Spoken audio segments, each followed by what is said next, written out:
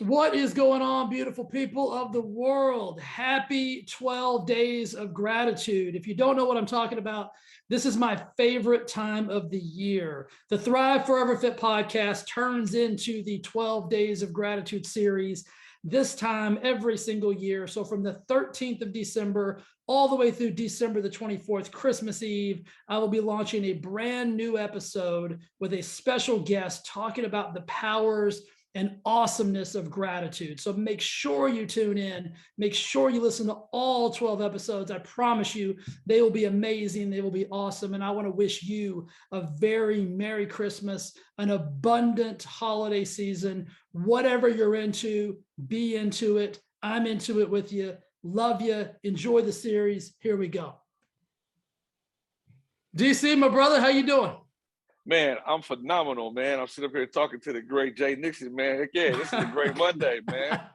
Well, let's don't get too carried away. We're gonna have some fun today. Man, this is for real, man. This is absolutely genuine. Absolutely. No, I know it is, and that's one of the reasons I asked you to do, be a part of the 12 Days of Gratitude. We met maybe like a little over a month ago, and I just felt like from the moment that we connected, like we've just got this brotherly love, or whatever you want to call it, that is that's bigger than both of us. Absolutely, man. You were probably, I definitely would say, one of my favorite points at BarberCon Austin, and meeting you there and just having you share your story and your energy. I think it was a timely thing too, because we had all these educators coming up, teaching a proper haircut, teaching how to utilize your shears and how to utilize these different XYZs and tools, but not too many people. Well, of course, my phone would ring right now. That's all right. That means you're busy, man. People, I love it. Not too many people. Hold on a second. Chanel, can I give you a call right back, man? I'm in the middle of an interview, and I got you down for next week, but if you need to change it, I just sent you a confirmation. Cool? Okay.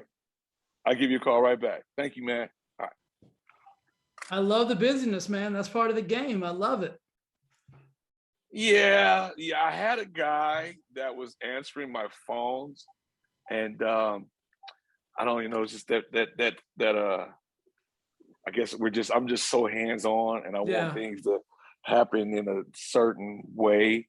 So when they don't, it drives me crazy. So I have to take my baby back and run. Like, no, I get you. Someone literally just gave me a heads up. They said, "Yeah, I got a good candidate for you." I'm like, "Yeah, let me see." So I might do a phone interview with this gentleman later on. But anyhow, back to the task.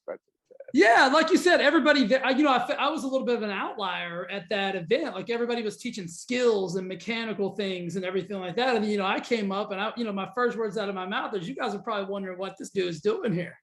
Hey, you blew me away though. I promise you, you came up there, and it was, I think my favorite portion of your delivery was the Q&A. Yeah, that's my favorite part, man.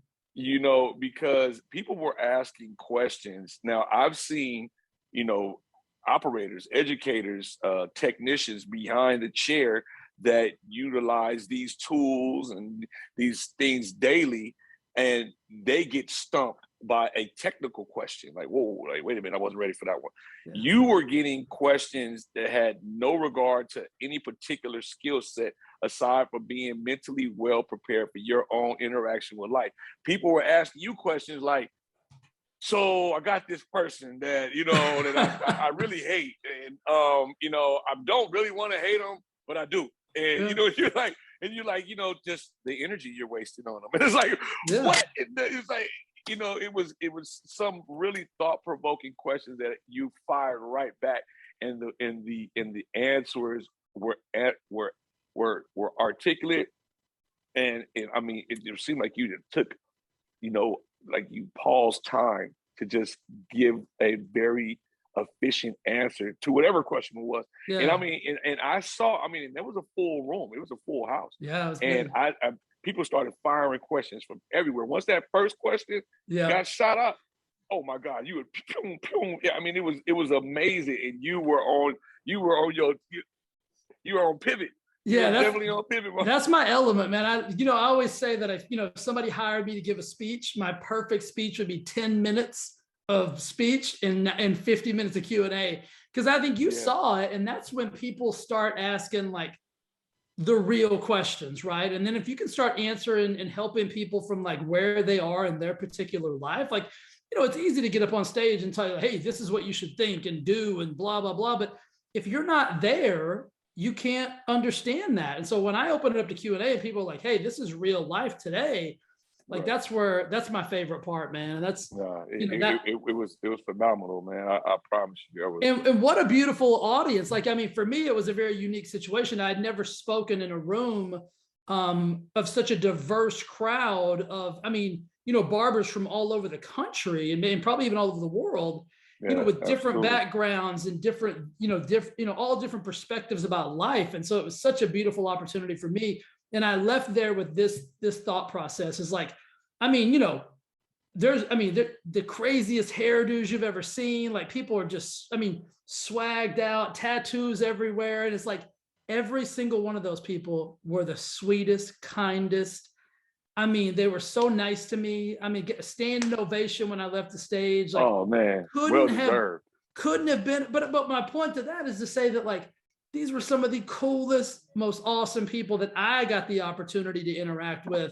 And then I got to connect with you, and that's why we're talking today. So let's talk about what you do, man. So you've got a barber shop in Compton, California, and it's more than a barber shop, though. Like I want to kind of get into like all of this amazingness that you're doing for the community. And this is one of the reasons why I want to have you on is because like listen, we all have jobs, right? We all get to do stuff. But it's like when you do what you do for the community and the kids and the people, like that opened my heart up to say, hey, this is a dude right here. This is a guy who is bigger than, you know, just the thing that he says he does for a living. So tell me a little bit about it, man. How did this come about? Like what happened?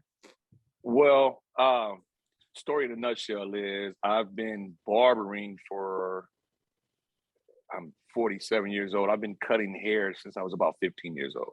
Wow. Now, in that process, I was a street kid. My mom was a great working lady, and my dad was unfortunately, well, not fortunately, unfortunately, my dad was incarcerated. So I was always raised to be a hustler, you know, Yeah. and so that took different paths, you know, as a youngster, and went on. I started cutting hair at about ninth grade, and I was pretty good with it to the point where I had one of my teachers would allow us to come in his classroom and cut hair Cool.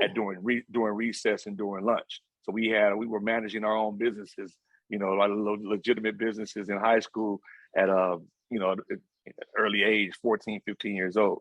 So I say all that to say, you know, that path, I went on later on to after graduating, I went straight into the military. I joined the Navy, and I went and got one bad haircut, and I was like, yo, I could do this. I came back home, and I got my clippers. Just so I was stationed in Japan at this time.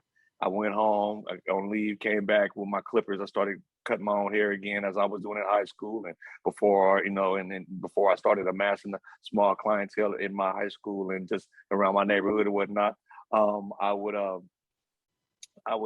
now started cutting my own hair in the barracks and on the base, and people would ask, hey, you know, who cut your hair? And I'm like, me. So next thing you know, that snowballed into me cutting other people in my squadron, and Yeah. now on the boat. And so I got out of the military after 4 years. Went and worked for corporate America, and it wasn't really for me. I had a great opportunity. I came straight out as an administrative assistant for one of the largest banks in California, but I didn't I didn't like the instability of what corporate America represented to me at the time. And so Yeah. I went on. I said, you know what, I'm gonna gamble. And I'm gonna go to barber school. You Now, could gamble on to be yourself. I'm gonna gamble on myself. Now, to be perfectly honest, because I mean, this is the story. Gratitude. Going on back into gratitude. I'm grateful for the life that I have because I could share it and it can translate to on a lot of different levels. But I wasn't going to barber school for all the right reasons. Right. So I was, you know, kind of still very enamored by street life and the culture that I was around, and so I was still making a great deal of mistakes Did in you my grow thought up? Did process. you grow up in Compton, DC? Yes, sir. Okay. Yes, sir. Born and raised. So yeah, you know, everything that comes along with it. I've dabbled in, and I've been fortunate enough to have a few incidences that haven't taken my life, or I haven't. Yeah. So yeah, it is what it is, though. But again, like I said, I'm very grateful for those stories because, I can translate to the young people that come in my shop now, and I kind of skip forward, but I'm relatable to Yeah. some of the guys and young ladies that come in here. So, military, corporate job, barber school. Got kicked out of my first barber school. What'd you do? I was a knucklehead. I was a knucklehead. What'd you do? Something. I was very angry still. Yeah. And so I didn't have a great way of venting that anger, and I just came off aggressively. Yeah. And so, just in a nutshell, I went to school. I had long hair at this time, and they had real strict grooming policies. The young lady that would braid my hair the night before didn't want to braid my hair. So I go to school kind of like the Method Man. Look, I don't know if you remember the video. Oh, yeah. Him and Mary J. Blige, to one side braided, to one side not. But I had a do rag on, and or like a basic. It wasn't a do rag. I think it was just a scarf. And they wouldn't allow me to do it and wear it. And I was literally, out of a 1,500 hours commitment for school, I was probably around 1,100 hours. Oh. I was, by this time, I'm ready to go. I'm the first chair in the school, so I'm thinking I'm that guy. I'm the guy that people come in to see for their little $3 haircuts, and and I'm excited because I get to keep my little $4 tips, and it just. But again, it was I had to go through this moment, and the lady, the floor instructor was cool with me, Tom. He says, yo, man, you gotta take that off. I said, man, my hair is effed up. He was like, nah, man, now go to the office because the owner wants to speak to you. And I walk in and I say, and she's a beautiful, I want to say she's Filipino, but I could be mistaken. But beautiful Asian descent lady. I love her to death because, so I'll fast forward to that too. I walk in and say, Miss Ann, my hair is effed up. Boop, she hit 911 because my abrasive nature. She's used to guys coming in there and cutting up and flipping out. I didn't do it, but at the same time, it startled her, scared her at the moment. Or I had 7 Long Beach PD coming to Gaffley, and they wouldn't allow me to get my clippers, anything of that nature. So it was a humbling moment. That's a learning lesson, isn't it? Oh gosh, a humbling moment. So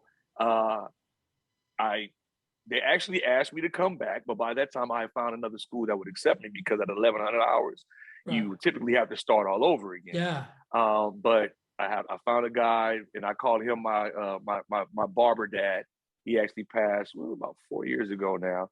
But Mr. Gibson gave me not only allowed me to finish my education with those 400 hours, he also gave me my first job and fired me for my first job in barbering. So he gave me a lot of lessons. And so that this was, my daughter's born in 98. This 97, 98 transition right into 99. Those 3 years, 97 and 99, were a pivotal moment in my life, I would have to say. Yeah. Absolutely. You know what? And I think it's one of those things where when I grew up a little, with kind of that anger type thing too. And I think it was more about, I just didn't know how to express myself. And so I think a lot of times that transitioned as aggression. You know what I mean? Well, and not to cut you off, but I now listening to you, I remember the story you talked about mom and how mom sacrificed for you and baseball and I'm hitting on the right heads, correct? Spot on, yeah. And so growing up, I think in a single family home, when you see a mom having to be the provider as well as the authoritative figure, it does, and you see other young men with their dads and it can cultivate anger. And and I have, unfortunately but true, again, still growing process of life, I have 2 twin sons that are 3 years old that I don't get to interact with because of the relationship with their mother and I. And it tears me up because I can only hope and pray that at some point in time that we're able to, for their sake, fix that. Because I remember being, like you said, that young man that's just angry. It doesn't know how to express it because you don't have a like figure Yeah. saying, okay, well, yeah. And even if, I mean, to be perfectly honest, my dad wasn't the guy that was going to give me that type of, that type of Yeah. understanding of what being a man is. I mean, I'm working it out with my 23-year-old daughter. Just some of the advice I give her, it was like, yo, I wish someone had just been able to Yeah. talk to me in this regards, because I mean, we be in such a different place, and just how you handle emotion and how you handle life. You just be in such a different place, I believe. Well, you know what, man, that brings me to the thought, and I keep thinking about this. And so, we both have the mutual relationship with Schedulicity, and we kind of know those guys, and they're amazing. But when I first found out about you, it was through that. And then Jerry was telling me everything that you do for the kids in the community. And so, what, man, you may not right at this present time have the ability or opportunity to interact with your own kids, but I think you're not just saying, oh, well, you're kind of like taking that forward, and you're doing so much for the community. Tell me a little bit about these kids and what you're doing for them when they come into your shop, and how that all works, man. And why, and I think it's such a cool thing. Well, thank you. And again, I'm glad you brought up Schedulicity, because Jerry and those guys are, a major point in how I was just able to, manifest this dream of mine. So I moved to the Bay Area for a while, and I was about 13 years. I ended up getting married and whatnot out there, and we would do stuff. We would do, hair cutting for the vets. I'm a vet as well. Haircuts for the kids. We do it, but it never felt it. I was somewhere else. It felt great to be able to do it, Yeah. but I felt like, I mean, this was in Vacaville, California, where the the household income medium is a little different than here in Compton. The structure of the homes are a lot different, where you have dual parent homes and a lot. And it felt great to be able to do something, but it didn't feel as genuine You as weren't when you weren't connected to it. There wasn't like I that. wasn't Yeah. connected. That's a better way of putting it. I definitely, there was a breach in connection somewhere. Felt great, but it was a small Yeah. breach in connection. So when I had to come back home, and that's a whole other story myself. I had to come home. My mother had Alzheimer's, or at that point it was early onset dementia, and I came home to take care of her. And that was probably one of the greatest turning points of my life, because, she was the reason. She put me on a plane to get me out of Compton to save my life. Yeah. Some of the things that I would involve with, even after acquiring a barber's license, even after having my first child, I was on a path to destruction, because I was literally just trying to amass a large amount of cash quickly. I thought that was my key to freedom, Yeah. and that was just kind of where how my life, what we were taught. And going back to that lack of figures that give you that understanding of, it's not just one thing that's going to create a balance and happiness. So came back home, taking care of mom, still didn't feel like I was connected to, or finished what I should have done in barbering. So I ended up writing a children's book called My Dad Is Just a Barber. Ended up doing that, and had fun with that. Yeah. I even, one of the most terrifying experiences I've ever had, and you as a public speaker and motivator, you can speak to this, I'm sure, because I'm sure the first time you spoke in a group of people, you weren't probably as confident as you are today. No, Okay, so nervous. I'm going to give you my most terrifying, and I can speak in front of hundreds of people Yeah. with a pair of clippers in my hand, mannequin head or live model, and Mhm. I've done this for years, even with the scrutiny of show me something I want to be amazed today, Mr. Barber Man. I've seen all this. But the most terrifying experience I ever had was taking My Dad Is Just a Barber. Let me show you. The reason I'm grabbing it, I want you to see just how small. I want you to see just how small a read this is. Right. The most terrifying experience I ever had was reading this book to a third grade class in my old elementary school. I believe it, man. And It listen, goes back to that connection. You were deeply connected to that. And then when you're connected, it means more. it meant a lot. It meant a whole lot. So that was, to me, besides the birth of my children and, business, of course, this was probably one of my greatest in my mind, and taking care of my mom. I got a lot of contributions, a lot of things I'm grateful for. Yeah. So Um, I ended up building a small barbershop in my garage where I really started 20 some 30 some odd years ago, cutting, unauthorized by my mom. That was my barbershop. Um, but I wanted to put a comfortable place so I could take care of moms as well as still work. And then so that grew. And it became a time where I needed to get a larger space. And I wanted to not only just cut on my own, but I wanted to give other people an opportunity to do so as well. But I wanted the shop to be special. I didn't want it to just be a barber shop with, chairs. And I wanted to have an energy. I wanted to be, I wanted to be synonymous with class, and I wanted to be synonymous with success.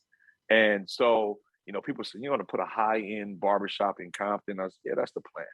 And so with that high end, I didn't want to exclude. I want to just, of course, barbershops are for families, barbershops are for community. So it became a high priority of mine to make sure that the kids felt special and didn't feel, neglected in the shop, even when it came to just their services or even just coming in and just say hello. I literally have young guys that literally will walk into, I'm talking about age 6 and under, that'll walk into the shop and just ask us, do we want anything from the donut shop that's 2 doors down?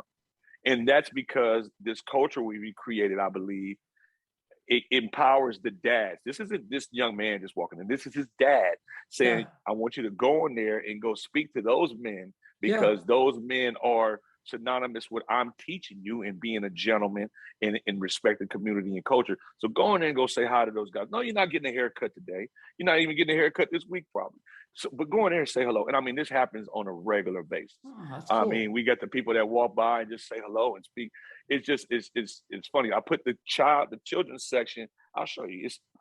Oh my God, I didn't really clean up as well as he should have. But however, we'll go over here.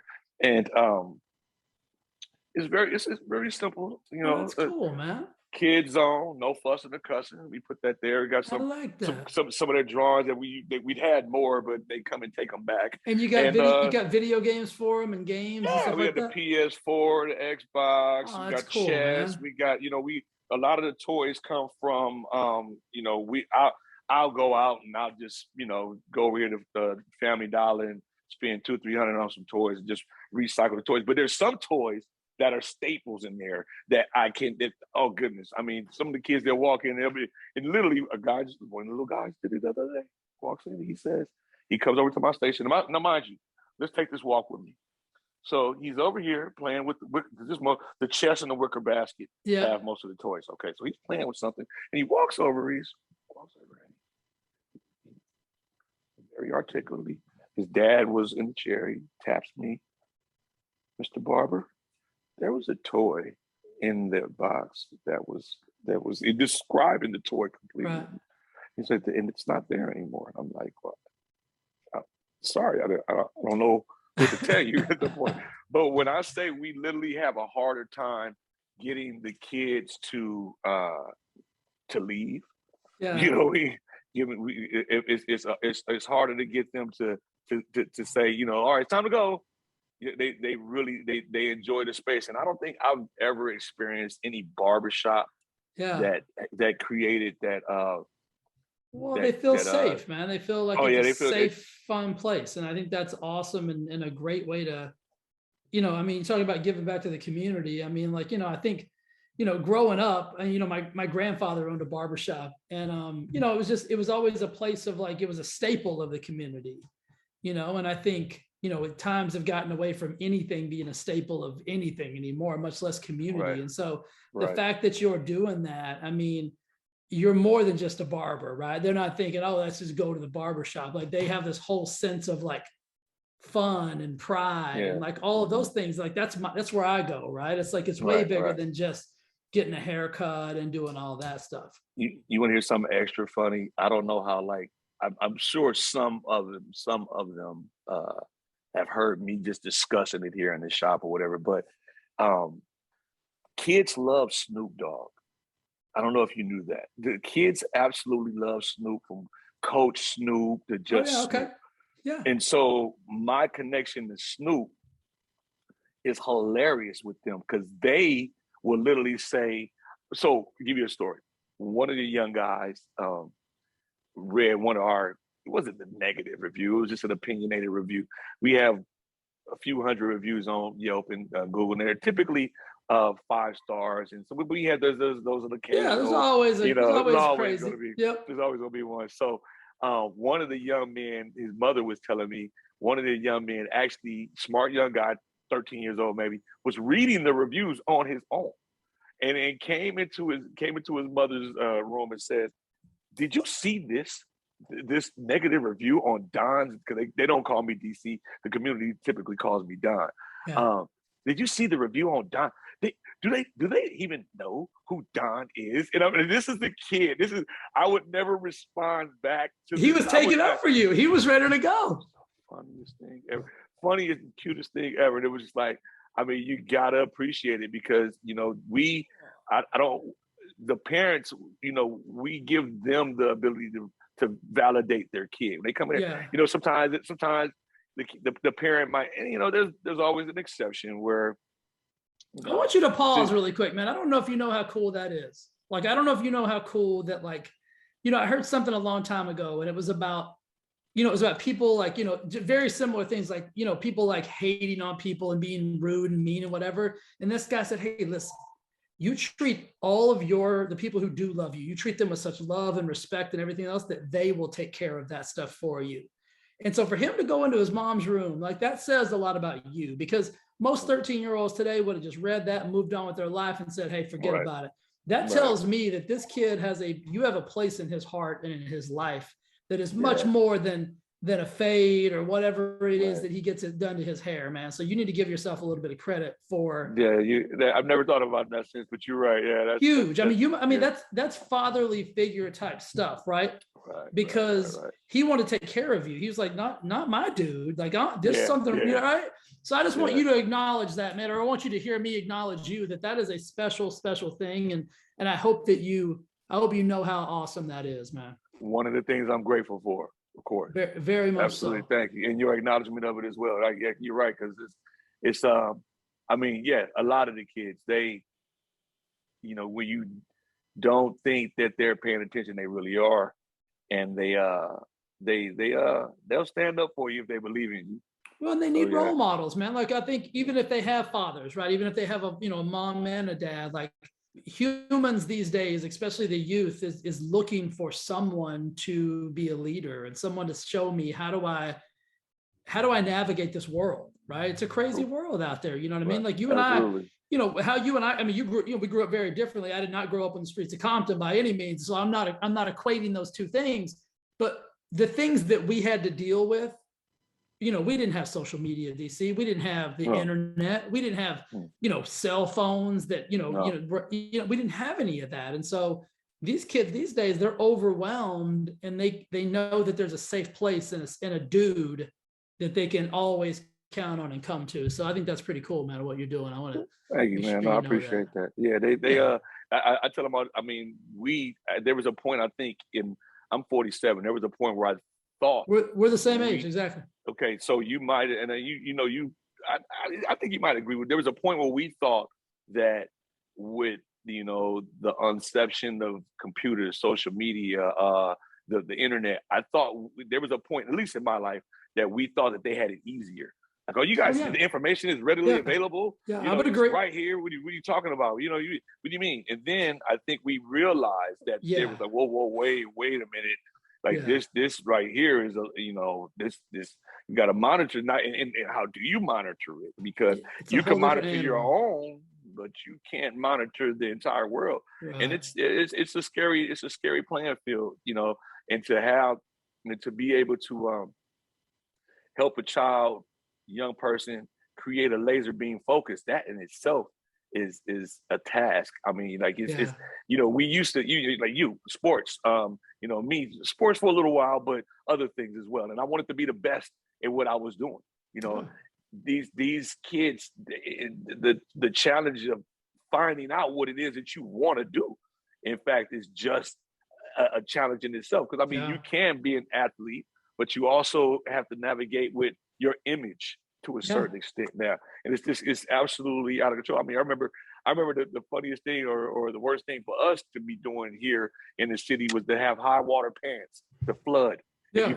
If you would flood, like what the hell did you do? Yeah. You was either poor or you were square.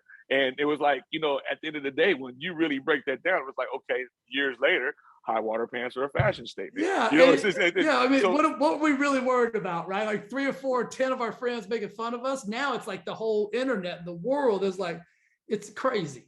you can become a meme in a moment. Yeah. You know what I mean? And people are going viral for the most asinine reasons. Yeah, And I agree. and then for children, it's that you always, we're a pack type culture, and people need Yeah. people, and and you need acceptance. You want acceptance. So when a young person that has to fight with so many distractions just to be Yeah. seen, it's like your heart can't help but to go out to them. Now And but let's again, go ahead. I was gonna say, let's shift back to your Snoop story, because you do cut. I mean, you've had your hands and clippers on some famous heads of hair. So I mean, that's a pretty unique thing, man. So I mean, I mean, I'm gonna say, what's unique about, and thank you, Jay, but what's unique about it, and I'm very fortunate because I don't. So going back to what this originally is, this is a story. This is gratitude. We're talking gratitude. Look, I'm gratitude pulling all my ointments and ailment out from my shoulder. That's gratitude. Gratitude. I didn't forget them today. yeah, What I'm absolutely. saying? But yes, barbering has allowed me to do, I mean, some amazing things. And yes, I have been able to cultivate relationships with different people that the world knows, and not in just in cultivating these relationships, I've been able to learn from these people. So Snoop is a regular. I literally just sat with him yesterday. It was funny as heck because I'm sitting there watching BMF, the new show he's on, 50's new show. Mhm. That I'm watching BMF with him while he's watching his role. And I mean, it's just, it's a crazy dynamic to even believe that I'm that close to this guy. My age 19, when I was living in Japan, I met Snoop at a concert, his first time ever in Japan. Huh. Stories are definitely not related. He was there as an artist with Dr. Dre and the entire Dog Pound. We actually got into it. We actually were having a moment where I and he were having you do do do do do do Right. do. What's up? What moment? This is the moment I had with Snoop Dogg. Nothing happened. Fast forward that same night, Dr. Dre actually broke up the interaction. Fast forward that same night, they brought me on stage to rap with them. Now I didn't have an Eminem moment. I didn't get signed because I was trash. They didn't sign me immediately, but they, it was one of those moments that I never forgot. Fast forward some years later, a barber friend of mine, he lives out in the valley, and Snoop lives a little bit more. Well, he has what we call the compound, a little bit more in the city here. Mhm. And so my barber friend couldn't. A lot of times their schedules would conflict, Okay. and he would call me up as his second, and I would go, take care of Snoop, and that was just how the relationship Oh, was cool. formed. Sometime later, I'm talking to a DJ friend of ours, a mutual friend. His name is Kevin Slow Jammin' James, and he used to do these slow jams. He's like Art LeBeau, but anyway, I'm talking to him about that story, and he says that was Snoop's first time in Japan. I know this because I told him with him going to Japan, he was going to be as big as Elvis. He said he told him that this was 93, 94. Yeah. He says you should tell him that story. You should remind him of that story. And I did one day. And do you remember this? He said, I think I remember now. Snoop smokes a lot of weed. So if he can remember that story, it was impactful. So so that was Snoop. Again, I've been fortunate enough to work with 50 Cent. I've been fortunate enough to I've walked the red carpet with Usher. Leon Bridges is a good friend of mine. Leon Bridges is not only just a great artist, he's a good friend. I like to say I cut all the retired drug dealers Freeway Ricky, Charles Cosby, all these old guys that got documentaries on all the money they've amassed. But they're cheap, though. They're pretty cheap. No, I'm just joking. They're actually great guys. And these are the same type of, these are the guys that I kind of like, I model reform on. Because of these guys, Yeah. so I don't know if you're familiar with Freeway Ricky. Freeway Ricky Ross, he was indicted. He was the guy that there's a television show called Snowfall. Show is loosely based on. The gentleman that just passed, I can't think of his name, Michael Clark. The gentleman that just passed, he played on The Wire. He is another film that he played as a biopic of Freeway Ricky that he played. But these guys are people that, went to the depths of whatever. Yeah. Even Snoop included, 50 Cent, all these guys. Even Usher at his, height, dealt with some, adversity, but was able to, reemerge and, reconnect with his people and, and just went on to have a great career. These are people that I've been fortunate enough to be around and, and very, because, your barber, your hairstylist, like you form a relationship with these people. And I mean, I might see 50, I might have cut 50's hair maybe 6 to 10 times now. Snoop, we're far beyond that. Yeah. Usher, a few times. I seen Usher at Snoop's birthday party the other day, and he walked up to me. It was just like a moment, and I had a date with me, so it put me on superstar. It blew me out. Oh yeah, gargantuan. Like I'm like Godzilla at this moment with her. That's funny. So it was the funniest thing. But I mean, bigger than that is I think just not just cutting the hairs. Like I remember my mom telling me years ago, and God bless her soul, she said that I wasn't going to make any money cutting hair. She worked for the post office. She was a clerk. She provided, bought her own home, took care of me, sent me to the best of schools, private schools. We did family trips. My dad, again, wasn't absentee, but wasn't always around. She did her absolute best. And when she told me that, she literally said, "You're not going to make no money." Her dad was a barber. So my grandfather was a barber. You're not going to make any money being a barber. And I remember that pain. I just vowed to just show her differently. And I knew, I won't say I knew, but it was something in my heart that told me that barbering was going on a new, it was a trajectory that I wanted to be a part of. So, something, man, before you go on, I want you to, mom's right. You make your money because of how you make people feel. Thank you, Jay. And you know what? You're absolutely right, because I tell people all the time when I speak about what we do is like, I have the best job in the world because my job is to make people smile. Yeah. I mean, obviously I've seen your work, unbelievable, but that ain't why people pay you, man. People pay you because when you leave that chair, you felt like you just spent that time with somebody who made you feel better about themselves and everything else. So you're a connector, my man. And so you need to know that, like, you get paid because you make people feel like their hair looks, which is amazing. And so, I appreciate so mom's wasn't all wrong. She was right. She just didn't finish the sentence, right? She didn't finish the sentence. Yes, she didn't finish the sentence. Yes, but you're absolutely right. Yeah, I've been fortunate to be able to do that. And you're right. Connecting with people is something I think is, we do it, we do it every day, in our own, walks of life, just walking along the street, driving, you connect with people, but is it an official connection? Is it a connection that's going to be impactful connection? And I think, people like yourself, and I mean, again, I'm in a fortunate position to be able to do so. I really feel like, I mean, now that you put it like that, it's a blessing to be able to make people feel the way we do. And I mean, I don't always make everybody happy, but I do have the majority of my days are, getting a young man, a young lady, or whomever, it doesn't matter. We cut everybody in here. And some of the amazing things, again, high-end shop in Compton, California. I got people that come from K-Town, a gentleman just came in from Pomona that wants to come to our little city. And I think they enjoy being a part of the anti-stereotype. It's like, you know what? I go to Compton, and I go get my hair cut.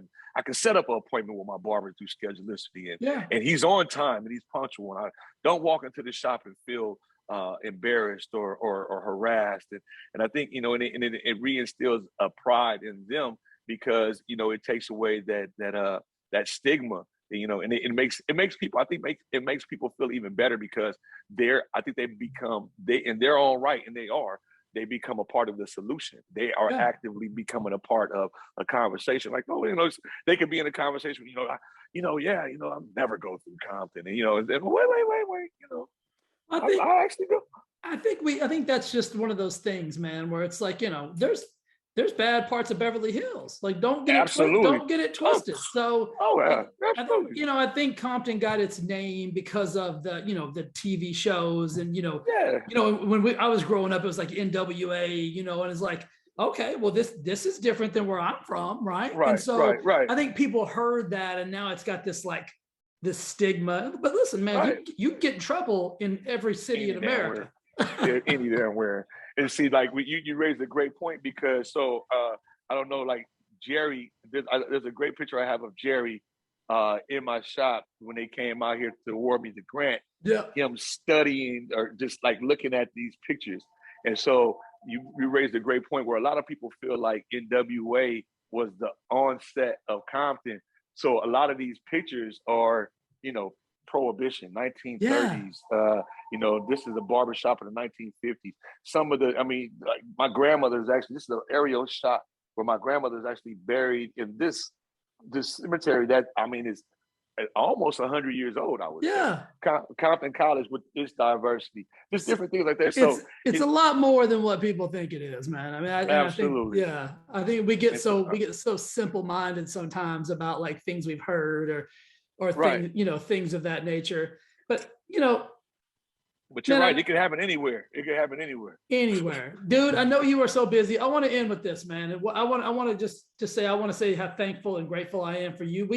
We've only met one time in person, and I know we'll meet many more times after that. But the reason that we are connected is because of your authenticity and how genuine you are, and you in a circumstance or situation where I could have been very uncomfortable, right? Made me feel like I was supposed to be there. And that's because you were. I know it, and I know that. But most people don't go out of their way to do what you did to make sure that you connected with me at that depth and that great of a level. So I just want to say thank you. The moment you moved the stage, the moment you left the stage, I was like, "Where'd that guy go? Where'd he go? Where'd he go?" Forget it. I know I'm supposed to be introducing the next guest. I need 5 minutes, please. Yes. And you were so awesome, man. Like that made me feel like $1 million, man. Like you treated me like we had been friends our entire lives. And so I just want to say thank you for that, my man. You are truly an amazing human, and I am grateful for you, and I'm grateful for that you did this for me today. And I know that people are going to love your story, and this will be just one of the first of many times that we get to chat, my man. My man, I'm grateful for you as well, man. Thank you so much for taking out the time and considering me someone that could be valuable in what you're doing, man, because you are valuable and you're valued by me. And I'm sure your community, the people that tune in and listen to you, you doing phenomenal things for people. And just keep you taught me so much just in one time. And even in this conversation today, thank you so much, man. I appreciate you more than words can say. Thank you, DC. Love you, brother. Love you too, brother. Take care. See you soon. Bye. All right. See you soon. Bye.